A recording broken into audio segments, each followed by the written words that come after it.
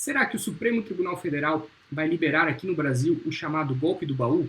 Ou seja, vai tirar as restrições que hoje a lei traz para o casamento envolvendo pessoas já com idade avançada? Nós não temos como antecipar qual será a decisão do Supremo, afinal, no momento em que este vídeo está sendo gravado, ainda não temos um resultado. Mas, ao final do vídeo, daremos nossa opinião e traremos também, ao longo dele, o contexto dessa questão, quais os detalhes envolvendo a situação e o que já é permitido hoje pela lei, mesmo para quem já é casado, quem se casa acima de 70 anos de idade. Em primeiro lugar, vamos ver qual que é o fundamento dessa discussão, né? Nós temos aqui no Código Civil do Brasil o artigo 1641, que traz as hipóteses em que os casais, os cônjuges, eles não têm a liberdade de escolher qual será o regime de bens. Sabemos que existem diversos regimes de bens no Brasil, como o da comunhão universal, da comunhão parcial de bens, que é o regime padrão, a participação final nos aquestos, e o da separação de bens, que é diferente da separação legal de bens, porque na separação normal de bens o cônjuge é herdeiro, diferentemente do caso da separação obrigatória, que é o caso aqui do 1641. E então ele traz essas possibilidades. Nós vemos aqui a primeira hipótese das pessoas que contraírem o matrimônio, né, o casamento, com inobservância das causas suspensivas da celebração do casamento. E aí quais são as causas suspensivas? São aquelas previstas no artigo 1523. Então, por exemplo, o viúvo ou a viúva que tiver filhos do cônjuge falecido enquanto não fizer inventário, o divorciado enquanto não houver sido homologada ou decidida a partilha dos bens, e tem algumas outras hipóteses. Mas voltando aqui. Antigamente, eu trouxe aqui o inciso segundo original, a redação original do Código Civil, ele previa essa obrigação do regime da separação de bens para quem tinha mais de 60 anos. Mas, provavelmente, por conta aí do aumento da expectativa de vida aqui no Brasil, em 2010 foi aprovada uma lei para aumentar essa restrição para as pessoas que têm mais de 70 anos. Então, ainda existe. Claro que quem se casou antes da alteração da lei ainda tem essa obrigação, essa restrição dos 60 anos. Então, alguém que se casou no ano de 2009, já com 61 anos, precisa obrigatoriamente seguir o regime de bens, de separação de bens. E de todos que dependerem para casar de suprimento judicial, por exemplo, um menor de idade. Então, são essas situações que, uma vez ocorridas, a gente não tem essa liberdade de escolher o regime de bens. Mas o objetivo aqui, o foco de hoje é principalmente aí no inciso segundo, que fala sobre a pessoa maior de 70 anos na redação atual. Então, seguimos. O que diz a lei em relação à herança? O artigo 1829 fala que a sucessão legítima defere-se na ordem seguinte: aos descendentes em concorrência com o cônjuge sobrevivente, ou seja, os descendentes, os filhos ou os netos, eles vão dividir a herança com o cônjuge sobrevivente, salvo ser casado com o falecido no regime da comunhão universal. Por que no da universal ele não herda? Porque ele já tem o direito à meação, então ele já é dono de metade do patrimônio, ele não tem direito à herança por conta disso. Ou no da separação obrigatória de bens. Então, o que a lei está nos dizendo? Que quem se casa no regime da separação obrigatória de bens não é herdeiro do cônjuge sobrevivente, do cônjuge que faleceu. Então, tendo um filho, esse filho vai herdar 100% da herança de quem faleceu e era casado pelo regime da separação obrigatória de bens. Então, isso é uma situação realmente bem prejudicial para o cônjuge sobrevivente que era casado pelo regime da separação obrigatória de bens. O que diz a súmula 377 do STF? Ela amenizou um pouquinho essa situação, porque ela fala que no regime da separação legal de bens comunicam-se, ou seja, fazem parte do patrimônio do casal, os adquiridos, comunicam-se os bens adquiridos na constância do casamento. Mas depois a interpretação que vem prevalecendo sobre essa súmula é que precisa ter havido um esforço comprovado do cônjuge também para a aquisição daqueles bens. Então não existe uma presunção de que o esforço partiu dos dois, como é o caso dos outros regimes de bens, como o da comunhão universal, ou melhor, da comunhão parcial de bens e tal. Então, essa súmula favoreceu um pouco, mas acaba não ajudando muito, porque dificilmente o cônjuge sobrevivente ele consegue comprovar que ajudou na aquisição dos bens que foram adquiridos, né, depois na constância do casamento. E o que diz a súmula do STJ? Um julgamento recente do ano passado, 2022, do Superior Tribunal de Justiça. Ele diz que é possível a celebração de um pacto antinupcial afastando aquela súmula do 377 do STF, para vocês verem como o nosso judiciário até então, até hoje, né, antes dessa decisão que vai vir a qualquer momento aí do Supremo Tribunal Federal, ela era realmente bastante contrária ao chamado golpe do baú, essa situação de pessoas casando acima de 70 anos. Por quê?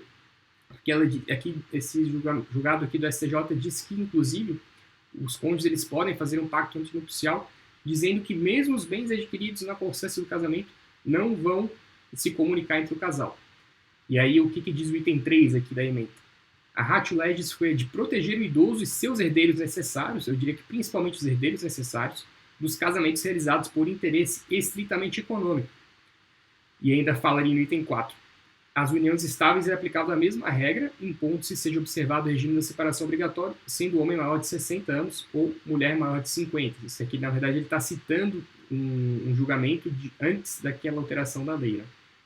O item 5 ainda fala que a segunda sessão do STJ decidiu que no regime da separação legal de bens comunica seus adquiridos na consciência de casamento, desde que comprovado esforço comum para sua aquisição. Já tinha mencionado isso.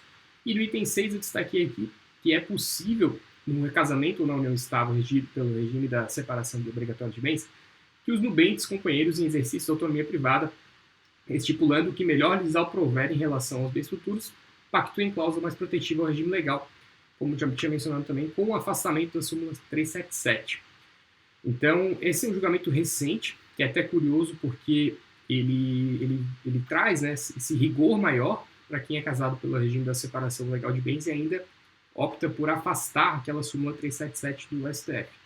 Então, vemos, talvez, tem uma espécie de conflito aqui, né, o STJ querendo restringir ainda mais essa questão aí do casamento entre pessoas de idade avançada, e o STF possivelmente querendo flexibilizar, podendo até mesmo declarar a inconstitucionalidade do artigo 1641, inciso 2º, que é justamente o que está em discussão, como a gente vai ver a partir de agora.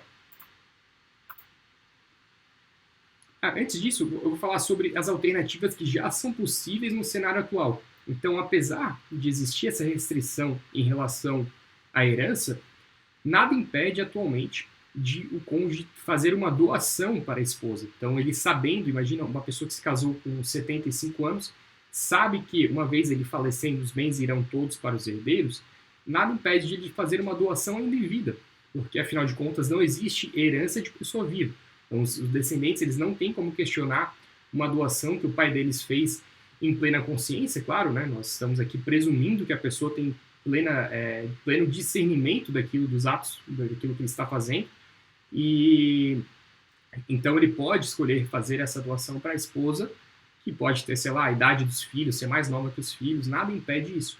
Temos até aqui, trouxendo uma decisão aqui do Tribunal de Justiça de São Paulo, que se buscava uma anulação da doação, ex-cônjuges, provavelmente eles se separaram e quem fez a doação se arrependeu, e tinha essa discussão, a alegação de que o regime de separação obrigatória de bens impediu o ato, doação de imóvel que não se estende ao alegado impedimento, ato de mera liberalidade, valor que não dilapidou o patrimônio do doador e tal, inexistência de coação, sentença de improcedência.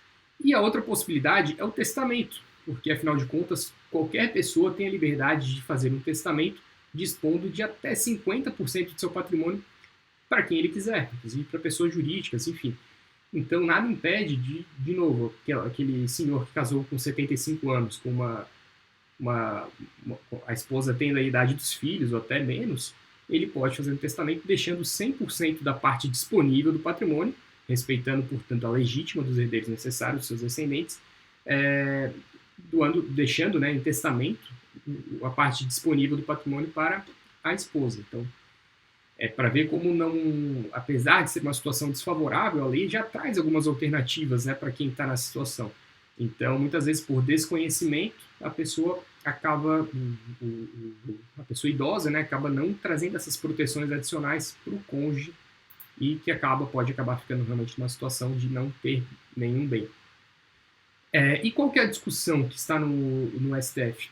É justamente a alegação, essa que é a ementa da decisão que reconheceu a repercussão geral, que é um dos requisitos, né, para uma situação ser analisada pelo Supremo Tribunal Federal no regime, no controle difuso de constitucionalidade, que foi o caso aqui, né? Foi uma decisão lá do Tribunal de Justiça de São Paulo, que reverteu a sentença que tinha reconhecido a inconstitucionalidade do artigo 1641-2 do Código Civil e para considerar válido. Né? Então, aí a pessoa recorreu, né? Quem se sentiu prejudicado ali recorreu, o cônjuge sobrevivente, com certeza, por o STF alegando a inconstitucionalidade do artigo 1641-2 e houve o reconhecimento dessa repercussão geral. Então, o STF aceitou julgar esse tipo de situação porque entendeu que possui caráter constitucional controvérsia acerca da validade do artigo 1641-2, que estabelece ser obrigatório o regime de separação de bens no casamento da pessoa maior de 70 anos e da aplicação dessa regra às uniões estáveis. Questão de relevância social, jurídica e econômica que ultrapassa os interesses objetivos da causa. Aqui lembrando que o STF, os tribunais superiores, eles têm esse caráter, né, essa característica de julgar causas que tenham uma abrangência maior do que simplesmente para aquelas partes do processo. Evoluindo um pouco, então, nesse acordo. Na origem, trata-se de ação de inventário, em que se discute qual regime de bens deve ser aplicado ao não estável, que se iniciou quando falecido, quando já possuía mais de 70 anos. O juízo de primeiro grau declarou incidentalmente inconstitucional o artigo 1641-2, então considerou aplicável ao não estável o regime supletivo da comunhão parcial de bens. Então ele entendeu aqui que, apesar de a união estável ter se iniciado quando a pessoa já tinha mais de 70 anos, deve ser aplicado o regime da comunhão parcial, que é o regime padrão, quando as partes não estabelecem outro regime de bens, por um pacto antinupcial, por uma escritura pública de união estável, vai se presumir que era da comunhão parcial, no qual, né, se partiram, né, fazem parte do patrimônio do casal aqueles bens adquiridos na consciência do casamento, que é mais ou menos o que diz a súmula do 377 do STF, com a diferença de que há uma presunção. Então, se dispensa essa comprovação do esforço comum. Mas, mais do que isso, no regime da comunhão parcial de bens, o cônjuge é herdeiro.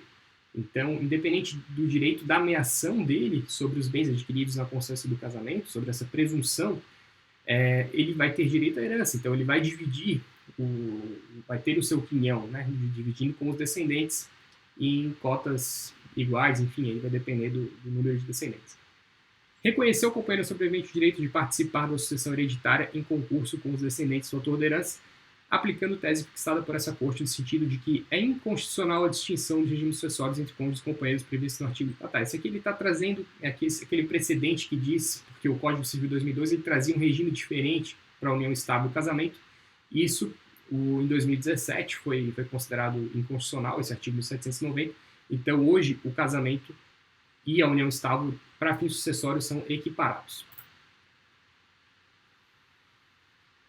Aí, continuando aqui a decisão do STF, que admitiu a repercussão geral, que decidiu apreciar essa situação da alegada inconstitucionalidade do artigo 1641-2, o Tribunal de Justiça de São Paulo reformou a decisão, como já tinha antecipado, concluiu que o dispositivo é constitucional, já que a intenção do legislador ao restringir a autonomia da vontade foi justamente proteger a pessoa do idoso e seus herdeiros necessários de casamentos realizados únicos e exclusivamente por interesses econômicos patrimoniais.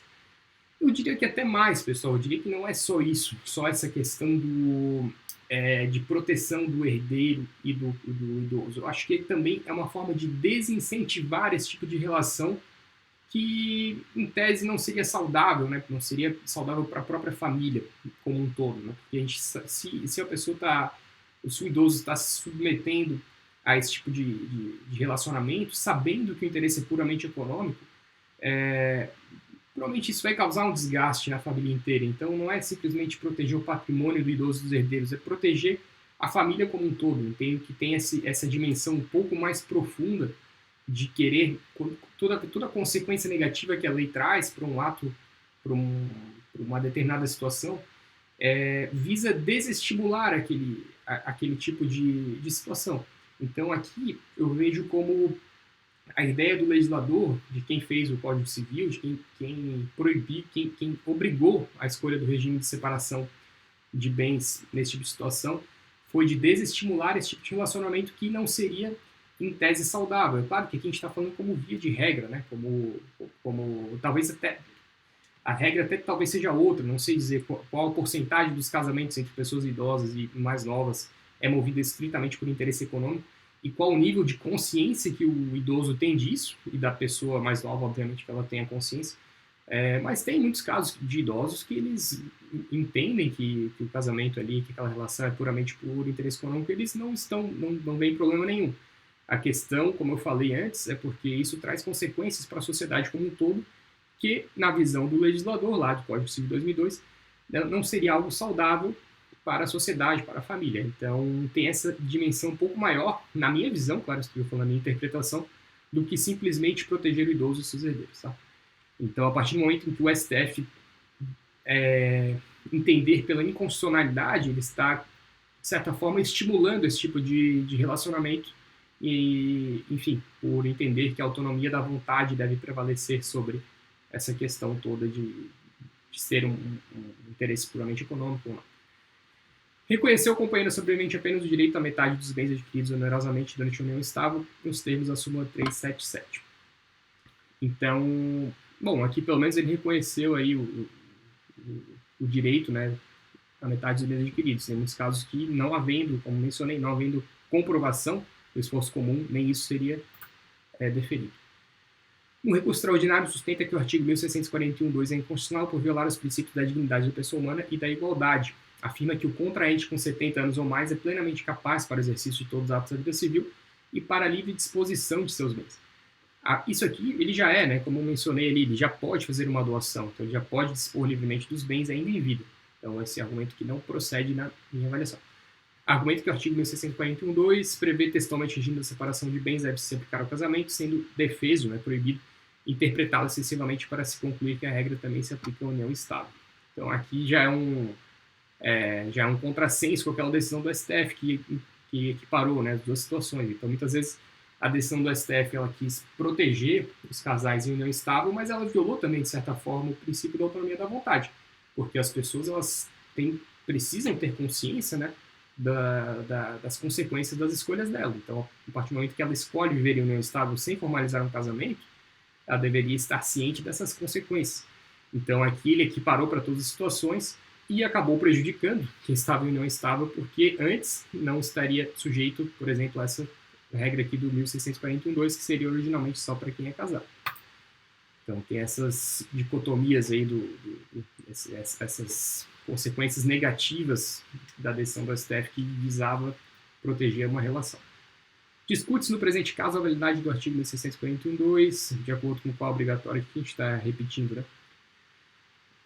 Por um lado, em favor da constitucionalidade da norma, sustenta-se que o legislador atuou com o objetivo de impedir a comunicação patrimonial em uniões familiares formadas sem bases afetivas consistentes, integradas com pessoas idosas e outras que têm o objetivo principal a obtenção de vantagens econômicas. Nesse sentido, a intenção seria tutelar tanto o direito à herança de eventuais herdeiros, ambos protegidos nos termos do artigo 5º, esses 22 e 30 da Constituição.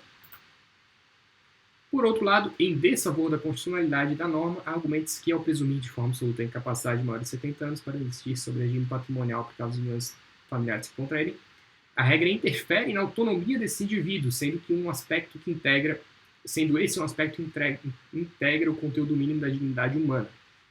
Levando-se em conta a elevação da expectativa de vida da população, isso que eu já tinha mencionado, a aplicação dessa regra potencialmente impediria a tomada de decisões por indivíduos plenamente conscientes de suas implicações. Esse aqui é um ponto interessante, porque a gente realmente não tem como presumir que uma pessoa que tem 71 anos ela não está plenamente consciente do que está fazendo, né? Apesar da idade avançada, a não ser que se prove o contrário, que ela está com alguma doença, com Alzheimer, com demência, enfim, e não sabe mais o que está fazendo, ela tem o direito realmente, né? Teria o direito, esse é o argumento que eu entendo válido, de casar com alguém mais novo do que ela. Ou então, até com uma pessoa outra pessoa de 70 anos, né? Então, se são duas pessoas idosas, as duas com patrimônio, enfim, elas poderiam realmente escolher um regime de bens. É claro que aqui a gente não consegue encaixar na lei todas as possibilidades. A regra, até o nome golpe do baú que eu coloquei no título desse vídeo, ele tem esse estigma, né? Porque não necessariamente todos os casamentos entre pessoas com idades diferentes, né? com um gap grande de idade, são movidos por interesse. Né? A gente sabe que tem uma boa parte que sim. De todo modo, assim estariam em tensão os dispositivos que prevêem a vedação à discriminação contra idosos, a proteção das uniões estáveis e o dever de amparo às pessoas idosas. Diante desse quadro, vê-se que o tema apresenta repercussão geral. destacam-se os aspectos social, já que a definição do regime de bens aplicados às uniões familiares contraídas por maiores de 70 anos produz impactos diretos na organização da vida da sociedade brasileira. Jurídico, porque a questão guarda relação com a interpretação e alcance de normas constitucionais que asseguram a especial proteção às pessoas idosas. E econômico, eis que a tese a ser fixada produzirá impacto direto nos regimes patrimonial e sucessório de maiores de 70 anos. Então, qual que é a minha opinião, em primeiro lugar? Eu entendo que é uma situação realmente complexa. A gente vê que são dois valores importantes, né? A autonomia da pessoa, a autonomia do casal que está se formando em escolher o regime de bens, ao mesmo tempo a proteção da família, do direito dos herdeiros e tudo mais. Apesar de que não existe direito à herança de pessoas ainda vivas. A gente sabe que tem uma expectativa de direito, enfim, em relação a isso. Mas talvez, para chegar no meio termo, fosse o caso de majorar essa obrigatoriedade do regime de separação de bens para quem tem 80 anos ou mais. Poderia ser já um primeiro passo, né, para a gente evoluir mais esse debate e tudo mais. Porque realmente o efeito negativo de permitir essa autonomia da vontade é a gente validar esse tipo de casamento simplesmente por interesse, que é algo que não é saudável para a sociedade como um todo, enfim, para as famílias. Então, apesar de que as pessoas vão dizer, tá, mas se a pessoa quer, ela entende, né, tem liberdade para entender que a outra pessoa está casando simplesmente por interesse, qual o problema disso? Né? Então, a gente entende que tem muitas situações em que o idoso também não sabe, ele está sendo enganado, ludibriado, porque a pessoa diz que ama ele, enfim, que o casamento é amoroso, mas na verdade não é. Então, são situações realmente complexas. A lei, ela visa estabelecer um norte, né, digamos, uma restrição que atenda aos anseios da sociedade, de preservar o patrimônio que foi construído ao longo de toda uma vida. E, ao mesmo tempo, tem uma outra situação, né, porque a lei atual, apesar de ela trazer essas regras mais rígidas em relação à sucessão, ela já permite uma doação, já permite uma previsão em testamento. Então, eu acredito que não é o caso de declarar a inconstitucionalidade do artigo 641.2, e sim, no máximo, de aumentar essa obrigação para quem tem acima de 80 anos.